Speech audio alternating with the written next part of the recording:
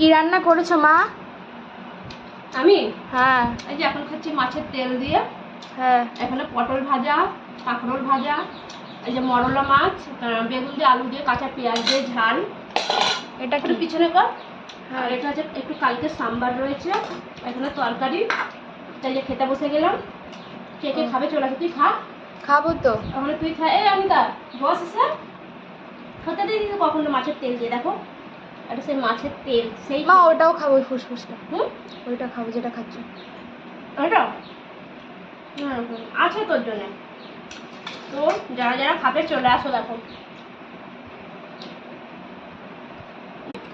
মাছের তেল দিয়ে না ভাত, এই শসা পেঁয়াজ লেবু, এই পেঁয়াজটা পেঁয়াজ শসা লেবু কেটে রেখেছে, নিয়ে আসতে ভুলে গেছি। দে কখন দাম কি ভুলে যাবো, শসা আমার কি ভুলে যাচ্ছে। গরমে শসা না খেলে